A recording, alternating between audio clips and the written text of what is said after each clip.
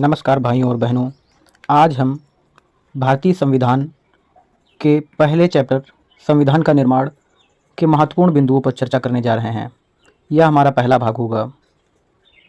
चलिए शुरू करते हैं। संविधान का निर्माण अर्थात संविधान निर्माण का इतिहास। संविधान सभा की मांग 1924 में स्वराज पार्टी ने की थी। 1934 में एम.एन. राय ने इसका प्रस्ताव रखा था। भारतीय राष्ट्रीय कांग्रेस ने आधिकारिक रूप से पहली बार 1935 में संविधान सभा के गठन की मांग की। 1940 में नेहरू जी की संविधान सभा की मांग को ब्रिटिश सरकार ने मान लिया। उसे 1940 के अगस्त प्रस्ताव से हम लोग जानते हैं। नवंबर 1946 में संविधान सभा का गठन हुआ।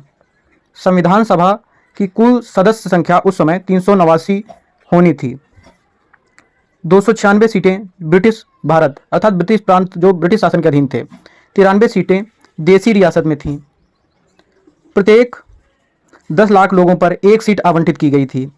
संविधान सभा का चुनाव जुलाई अगस्त 1946 में हुआ। 208 सीटें कांग्रेस को प्राप्त हुई।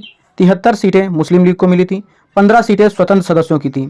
93 सीटें भर नहीं पाई क्योंकि उन्होंने खुद को संविधान सभा से दूर रखा। ये देसी रियासतें थीं।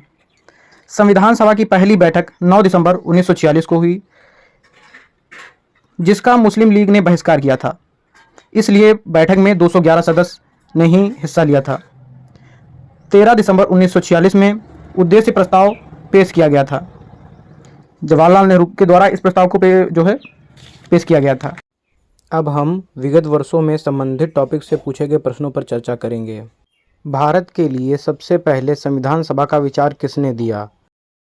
सही जवाब है एम.एन. रॉय। अगला प्रश्न है, भारतीय संविधान सभा की प्रथम बैठक का आयोजन कब किया गया? इस प्रश्न का सही जवाब है दिसंबर 1946, जो कि यह राजस्थान पुलिस में पूछा गया प्रश्न है। इसके बाद अगला प्रश्न है, संविधान सभा की कुल सदस्यता 389 थी, जिसमें से देसी रियासतों के प्रतिनिधि थे। सही जवाब है 93।